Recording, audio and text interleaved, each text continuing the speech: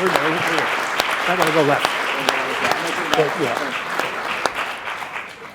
Well, as always, the mayor has done a brilliant and eloquent job of articulating the case for why LA is such a great sports capital, but also why sports is so important to our economy, our quality of life, of who we are as Angelenos.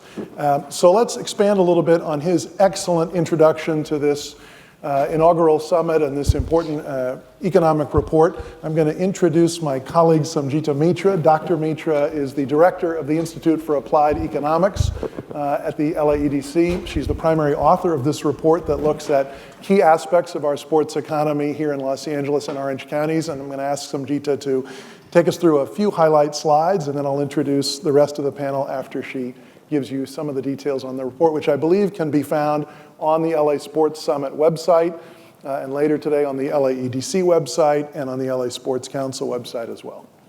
Samjita, the floor is yours. Thank you, Bill.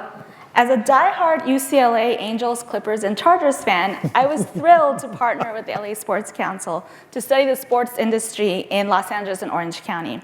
Since I'm not much of an athlete, this was the next best way for me to actually participate in sports. So what we found was we looked at the sports industry and realized that it had a pretty significant impact on our local economy. Revenues from sports generates about $6.2 billion in economic output and supports over 39,000 jobs with a total labor income of $3.2 billion. Sports also contributes almost $330 million annually in taxes to our state and local governments, which I'm sure makes our government officials even bigger sports fans than they probably already are. So I'm sure you weren't really expecting an economics lesson during the summit, but I wanted to explain what I mean when I talk about economic impact analysis. The impact of any given industry extends beyond its direct activity. So the initial activities for the sports industry relates to the operations of the teams, the college athletic departments, and local organizations and events, and their spending on the wages and benefits of their employees and the local purchases of goods and services that they use. This spending goes to establishments that support the sports industry, such as uniform makers and ticket vendors. That's the indirect activity. Together, the direct and indirect activities support the induced jobs. These are the jobs that are supported by the spending of the direct and indirect workers at local grocery stores, on their rent, on entertainment, transportation, etc. More broadly, this is the multiplier effect and shows the recirculation of the funds in our economy. Now, not all activities that can be attributed to sports will have a measurable, quantifiable impact. For example, the pleasure of attending a sports event is going to generate happiness for the sports fans that cannot simply be measured in monetary terms. But other than that, we took a pretty broad look at what sports means for LA and Orange County. So we took 3 separate components and we looked at the professional sports. Of course, we have 11 professional sports teams in Los Angeles and Orange County. And we looked at college sports, and then we also looked at local events and organizations. Professional sports. Professional sports really can define a region. Imagine New York without the Yankees, or Boston without the Patriots, and the Bulls in Chicago. One of the many riches in our region is the ability to support 2 professional sports teams, men's professional sports team in almost every major sport. Of course, most recently we added the Chargers and the Rams. Almost any day of the week, you can attend a professional sporting event, either in LA or Orange County. And with almost 72,000 average attendees at Rams games, it's clear we all missed professional football. So our affinity for sports has been amply rewarded with 29 championships in major sports, more than any other region west of the Mississippi. And I still haven't given up my dream of an all-LA Super Bowl and an all-LA World Series. That's gonna happen.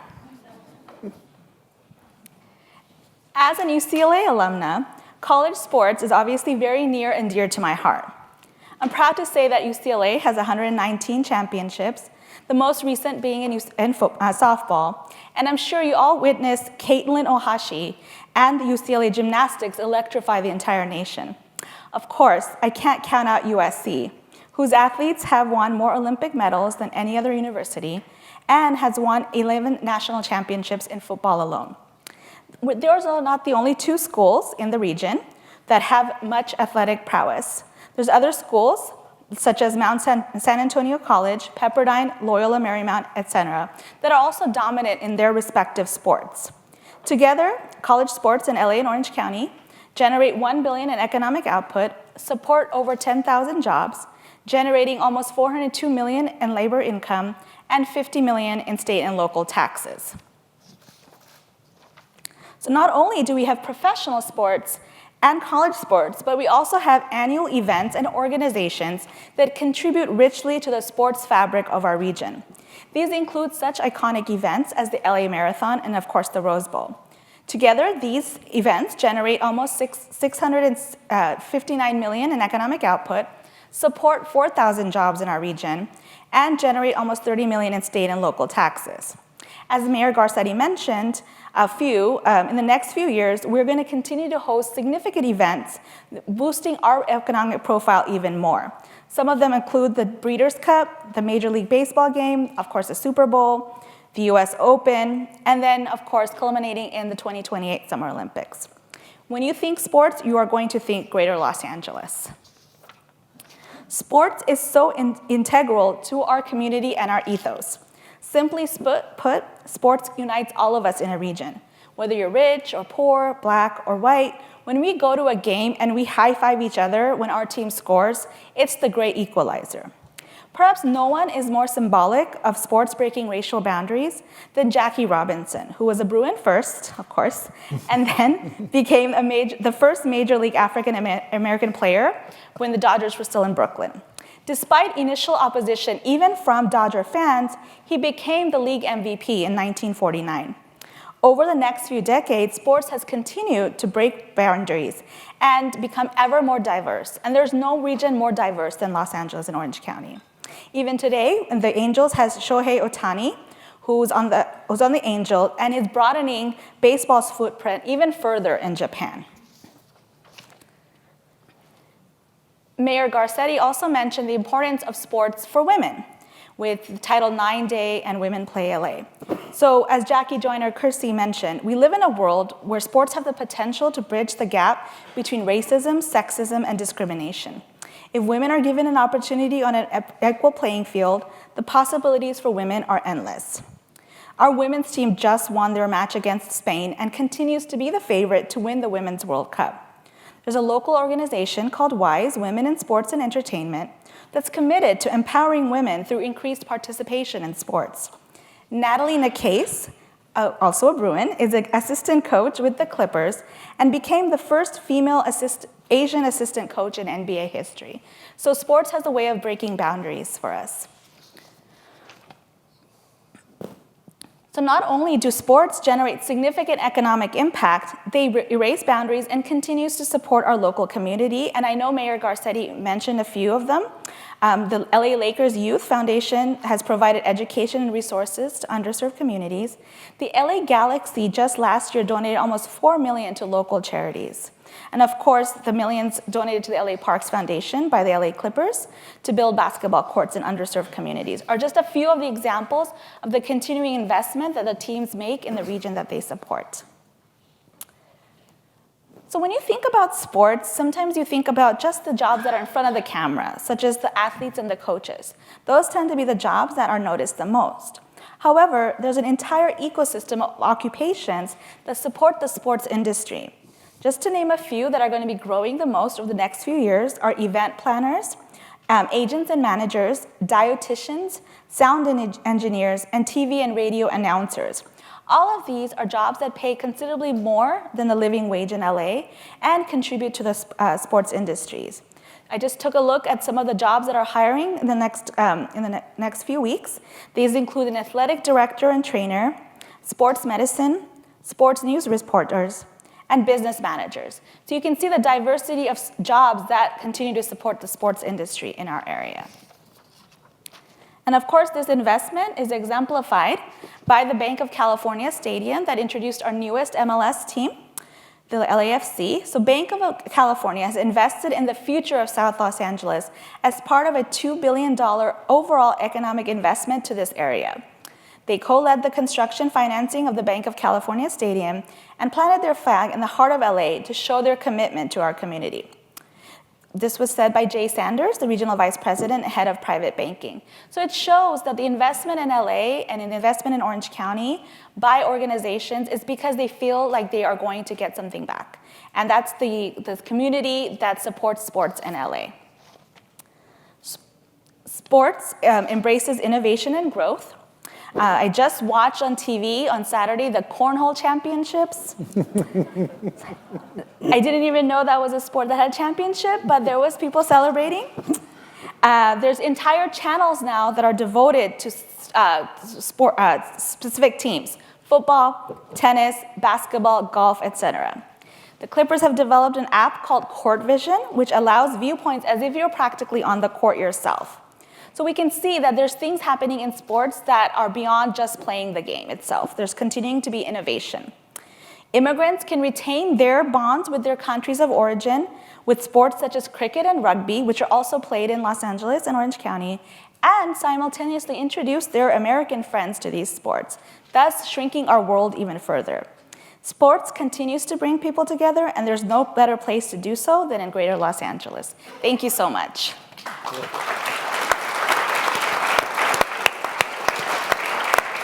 So thank you, Samjita, for that excellent review of what's in the report. And those are just highlights. Again, the report's available on the Sports Summit site. I encourage you all to look through it. It's, I think, quite fascinating. But since we had a proud Bruin present, I think we might go to the other end of the panel here and let a proud Trojan have a couple of moments. Jerry Papazian's known well by most of you from his years on the Southern California Committee for the Olympic Games and the LA Sports Council. He's principal of a trusted advisory firm called Fountainhead Associates, a former volunteer in the Olympics and longtime committed steward of the sports community here. Jerry, you've had some perspective of several prior studies and the work of this council to better understand the economic contributions. Maybe you could share a couple of your perspectives. Thank you, Bill. Thank you. And Samjita, thank you for that report. I just wanted to provide a little perspective in terms of this economic impact report and the work that the Sports Council has done. The Sports Council was founded by the same people who brought you the 1984 Olympics, and with the idea of really encouraging or promoting economic development in Los Angeles through sports. So soon after its founding, the Sports Council commissioned a series of impact reports starting the first one in 1993, and there have been 8 reports prior to this report here today. This is the 9th. And I just wanted to give you a little, this is a top line number. We saw on this report here that the impact in 2018 is $6.2 billion. The impact from that first report in 93 was determined to be $1.4 billion. It reached a high point in 2007 of $5.1 billion, 5.1. Yet that was just before the recession, and in 2009 it dropped $1 billion to about 4.1 billion, and that was reflected again in 2012, the last year we did this study. So between 2012 and 2018, these last 6 years, we've seen a $2 billion increase for a variety of reasons. I think the Rams, the Chargers, the LAFC, and economic growth that we've seen in the last 2 years. So that's all I really wanted to say, just so you know that we've been out there, and this is just one more report and one that we plan to do going forward for the next forever. Terrific, Jerry. So another great steward of our sports community is in the middle of our panel here today. Many of you know Ellen Rothenberg as the chairman of First Century Bank, also as a highly respected civic leader in Los Angeles, having chaired the Sports Council, the LA Area Chamber, the LA Tourism and Convention Board. But he's also a real expert in sports business and law, having been a senior executive with both the Lakers and the Clippers, having been chair of the 1994 World Cup, 1999 FIFA Women's World Cup, and founder of Major League Soccer. He really spearheaded the rise of soccer here in the United States.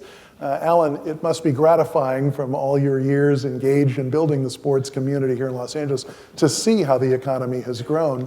You have some perspective to share with us about your experience helping to grow it. Well, sure. I've been doing it too long.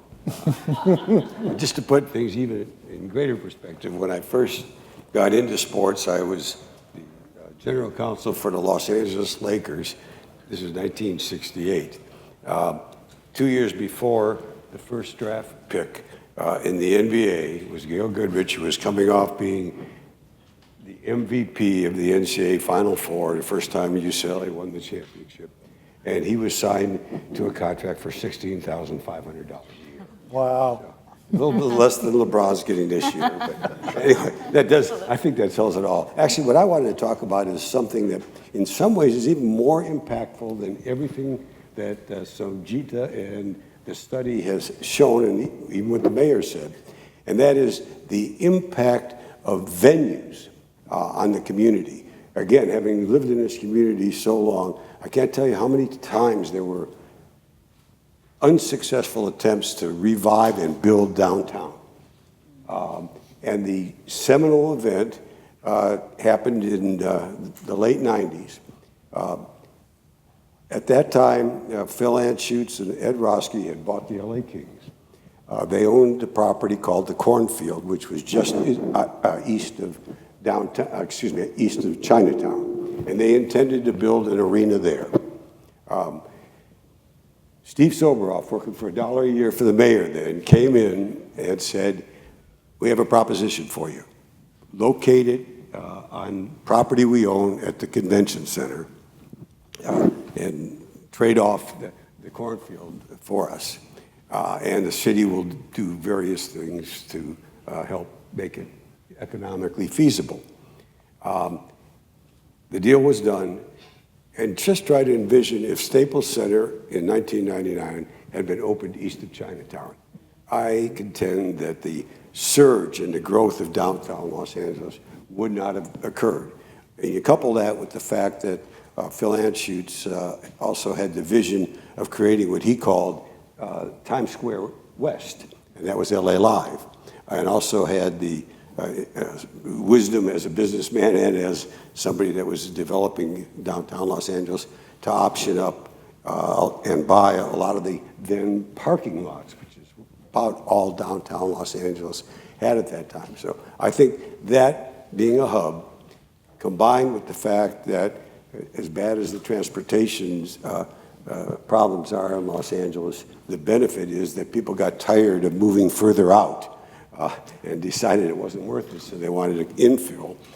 And combined also, as the demographics have shown, that young people are either not getting married or getting married later and or deferring or not having children. And so the attractiveness of the far out suburbs was not appealing to them, whereas especially if they worked downtown, living downtown was great, but initially there was nothing to do. And so they were reluctant. And once Staples Center and LA Live came in and everything else around it, it spurred the growth of downtown Los Angeles. It's something probably impossible to economically study, but you could have a stab at it, I'll bet. But I think in some ways that's been even more important than everything else. I think it's going to happen in Inglewood. Besides the stadium and the rebirth of the Forum, when all the litigation and everything else is over, if in fact, as will probably happen, the Clippers build an arena, you're going to see the same thing. Because among other things, the Clippers are also buying up or optioning all the property around there to develop ancillary activities. So it's just been a huge, huge spur, and I don't think it's going to slow down at all. I will say one thing. We've heard all about UCLA and SC. Michigan beat UCLA, and they're in the finals, College World Series finals now.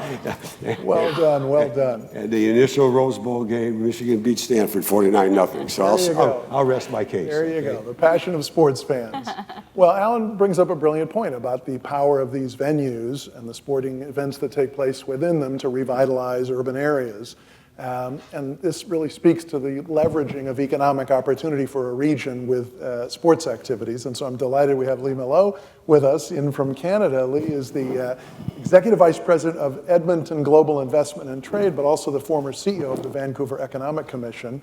Lee has worked on a number of different Olympic Games and particularly was involved with business partnerships and opportunities associated with the Vancouver Olympics of 2010. Lee, would you expand on Alan's point and maybe share how we can better leverage in this region these great sporting opportunities, including the Olympics, for greater economic benefit to the region and its residents?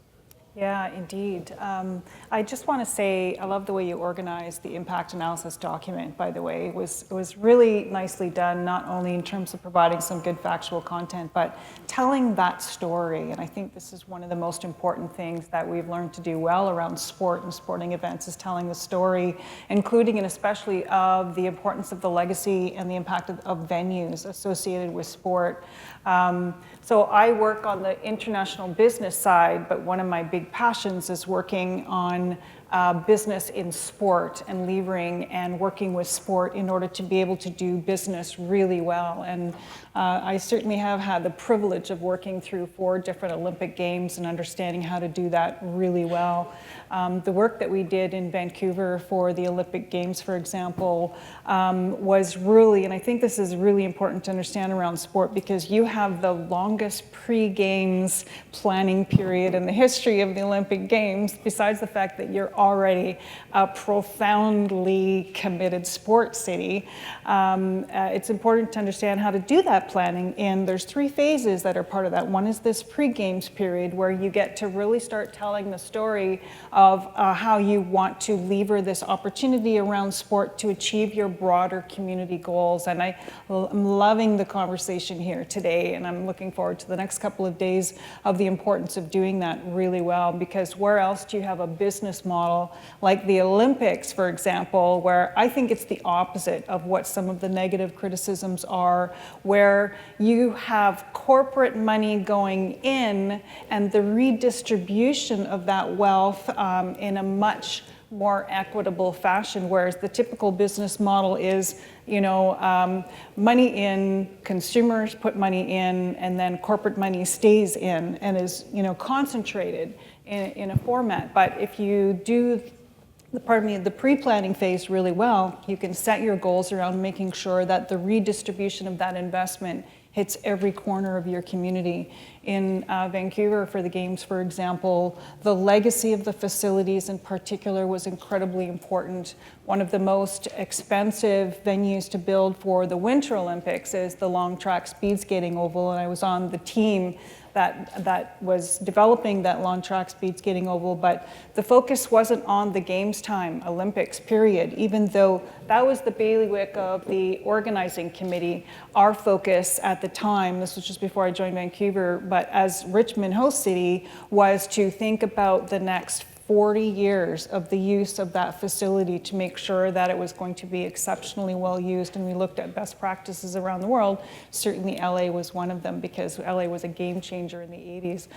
But the importance of that, and I'm looking at this through that economic development and investment lens, is the opportunity to lever sport as that catalyst, as that glue to bring, we know it's competitive and it's not always about winning, although look what the Raptors have done for Toronto. Sorry, not sorry. Thank you for letting us win. So obviously it's still very, very exciting when you do win, but it's really about galvanizing that heart and soul, because sport is an absolute community game changer, and the impact of that is poorly understood. I think telling those stories the way that you're starting to do around that economic impact and having this lead-up period to be able to do that is critically important. Thank you, Lee. We have a few minutes left allotted to this panel. Does anybody in the audience have a question? We have some microphones. We can bring a microphone to you. If you would just wait 1 second, we'll bring the microphone and ask you to just give us your name, the organization you represent, so we know who's in the room with us here today, and hopefully one of our expert panelists can address your question. Here's a mic right behind you, sir. This is for Lee. Yes. So can you describe for the audience the difference for IOC money coming into the US and how that gets spread versus money into IOC to Canada and how that gets spread? I don't know the intimate details of the program for LA. I can speak to the experience that we had. So there's, as you can appreciate, many different threads and verticals where money comes in and goes out and gets exchanged. There's the different levels of organizing committees. There's the IOC, there's the national committee, and then there's the local organizing committee called LOCOG. Most of the money that comes in at the local level goes into LOCOG and then is reinvested into the venues, the facilities, and the operation of the game time. But one of the most important things about what comes from that IOC level, and this is true for, and will be true for LA as well, and Mayor Garcetti certainly talked about how you are already levering this, is what they provide as legacy funding, not just for the ongoing operation of facilities and for sport and maintenance of sport post games, and that's obviously everything you do pre-games and games time is about creating your legacy post games.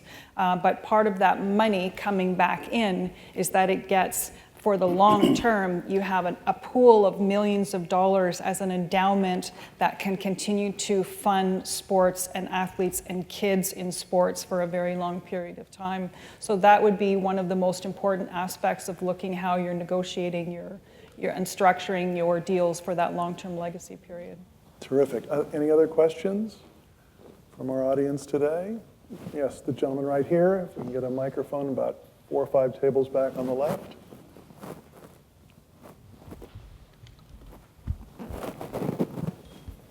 This one's for anyone, but a lot of stadiums in LA already, great soccer stadium in Carson, a couple football stadiums in the city. What would you say to taxpayers who ask, hey, why do we need another sports stadium?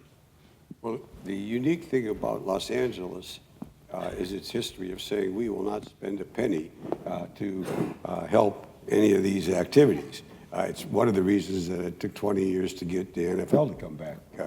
And so the best that LA does is obviously some infrastructure help. In the case of Staples, there were a lot of tax credits to induce the construction, which the city has more than made back, I don't know how many countless times. But because of that, we're unique. It started with the '84 Olympics, because there was a referendum, and everybody, 89% I think said we want the Olympics, and equal number said, but we don't want to pay a penny for it. Virtually every other community digs in and spends money. So the answer to your question is, if the entrepreneur who's now paying the freight thinks it's a good business proposition, what's to stop him? The newest stadium, of course, is the Bank of California Stadium for LAFC. It's been an enormous success. And again, it's another example. Where'd they build it? Right downtown. And you're going to see continuing an exposition park between that and then the Lucas Museum coming on. When they raise additional funds, the Science Center will have their facility for the Endeavor. The Natural History Museum has done remodeling. You're going to see a resurgence of people coming into Exposition Park, which has been there forever and is one of the best kept secrets, I think, in Los Angeles and elsewhere. But boy, Bank of California Stadium has brought new attention to it. Obviously, also the redone Coliseum being done at USC's expense rather than the commission's expense. So we're different. It's also why we've been able to have profitable Olympics and profitable World Cups, because we didn't have to build things. Most of the Olympics and World Cups can run successfully if you're just talking about the operating budget.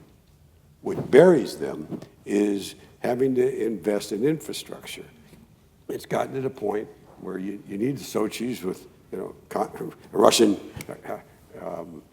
oligarchy-run government saying we don't care what it costs. You got the Chinese in Beijing. We don't care what it costs. We want to put our city on the map and we'll spend it.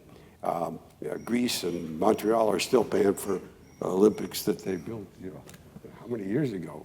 So we are blessed with adequate infrastructure. What the mayor said about our transportation, we didn't build it for the Olympics. We're doing it because it's great for the city, whereas a lot of cities build transportation systems to support the Olympics. And LAX, I mean, we've been working, the last work done at LAX was for the '84 Olympics. Then for 20-something years, nothing was done as the city doubled in size. But since 2005, and it'll continue till about 2023 or 4, total rebuild and expansion of everything at LAX. So we will have a great airport when the Olympics come in 2028, and when hopefully we get World Cup games here in 2026. But we didn't spend it for those events. We spent it because the community needed it and wanted it. So long answer to your question is leave LA out of that game. I think all the investments make sense. I think those investments that Alan's referred to, these new stadiums coming online, Bank of California Stadium and the new LA Stadium at Hollywood Park and others, are going to lead to increasing numbers in the years ahead. So future studies you see are going to only show continued growth of this regional sports economy. And that's really significant to the overall health and well-being of this community, because while sports are very beneficial to our physical health for those of us who play them, the economic security that is provided by the jobs that the sports industry provides is very important to individual, family, and community health in the region. So I would just encourage all of you who are here in the room today as stakeholders of our sports industry to think of yourselves also as stewards of the sports industry, to take what you've learned from this panel today, use it to help us nurture the further growth, the creation of greater opportunity, as the mayor said, and as inclusive opportunity as possible, so that more of our neighbors can participate in the abundance of riches that this sports industry produces each year here in this region. Would you join me in thanking our panelists?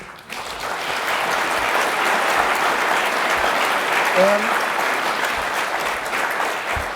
let me just add one more request for appreciation for the sponsors today, the presenting sponsor, Bank of California Stadium, and all the other sponsors who provided the financial resources that allow us to gather in such a lovely place with such thoughtful experts.